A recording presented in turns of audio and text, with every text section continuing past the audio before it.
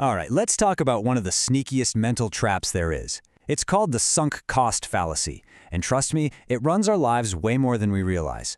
So today we're going to learn how to spot it, and more importantly, how to actually fight back.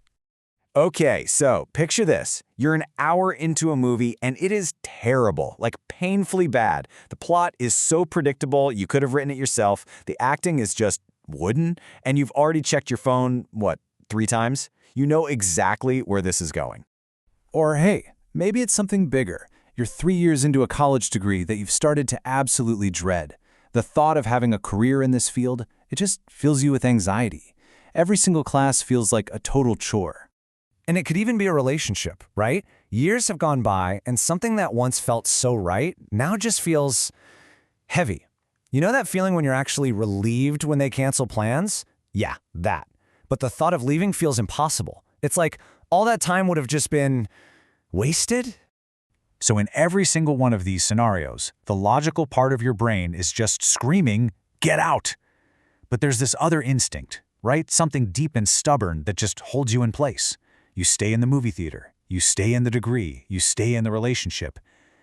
So why do we do that to ourselves? Well, that instinct, that stubborn feeling, it actually has a name. It's the sunk cost fallacy. And it's this powerful, invisible force that keeps us chained to a past that really isn't serving our future anymore. Let's break that down. A sunk cost is exactly what it sounds like. It's any cost, whether it's money, time, emotion, effort, that you've already spent and you absolutely cannot get back. It's gone. The fallacy part is when we let those unrecoverable costs dictate the decisions we make today. Now this, right here, is the most crucial part. You really got to let this sink in. What you've already spent is completely 100% irrelevant to the value you'll get from this point forward. The money for that movie ticket is gone, whether you stay or you go. The time you invested is gone, no matter what you do next. So this is really the only question that matters. Just forget everything you've put in so far. Wipe the slate totally clean. Knowing everything you know right now, would you buy this ticket today? Would you enroll in this program today? Would you start this relationship today? If the answer is no, well, you've got your answer. And this is where the fallacy gets even more twisted. It actually makes us compound our losses. Think about it like a gym membership you signed up for but never ever use. You feel so guilty about the money you already spent, so you force yourself to go even though you hate every single minute of it. See what's happening? You already paid once with your money. That's the sunk cost. But by forcing yourself to do something you resent just out of guilt, you're paying a second time. And this time, you're paying with your happiness, your time, and your energy. You're not fixing the first loss, you're just adding a brand new one right on top of it. So if this is all so illogical, why is it so incredibly powerful?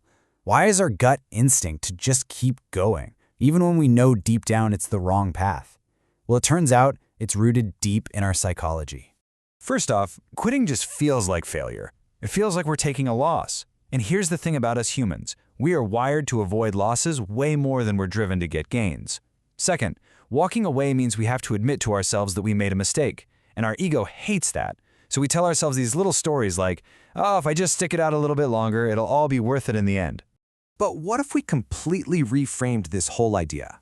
What if quitting wasn't a sign of weakness at all, but a sign of incredible strength and intelligence? This is the mindset shift we need. Think of it as strategic quitting. This isn't failure, it's being smart. You know the most successful people in companies, they don't just blindly persevere no matter what? No way. They are masters at knowing when to cut their losses and quit a failing project. Why? So they can free up their resources, their time, their money, their attention, for something that actually has a future. And this is the critical difference. Persistence is pushing through something tough because you genuinely believe in the future outcome. You're saying, this is hard, but it's still worth it. Sunk cost thinking is pushing through just because you're chained to what you've already invested. You're saying, this isn't worth it anymore, but I can't stop now. One is about future value, the other is about past pain. They are not the same thing at all. Okay, so how do we actually put this into practice? How do we build that mental muscle to overcome this fallacy when it pops up? Well, here is a super simple toolkit you can start using to make much sharper decisions. The next time you feel stuck, just pause and ask yourself these 3 powerful questions. Number 1, would I choose this today knowing what I know now? Number 2, is my decision based on hope for the future or is it based on regret about the past? And number 3, which might be the most important, What is the ongoing cost? Because every single moment you spend on the wrong thing is a moment you can't spend on the right one. So let's bring it all the way back to the beginning. You're sitting there in that dark theater watching that awful movie. An hour of your life is ticking by. But now you know you could just stand up, walk out, and reclaim the rest of your evening. You could go for a walk, call a friend, or just go home and read a good book. The money you spent on the ticket is already gone. That's a fact. It's a sunk cost. So the only real choice you have left is this. Are you going to keep paying for that bad decision, not with more money, but with something far more valuable, your time? So what are you going to do?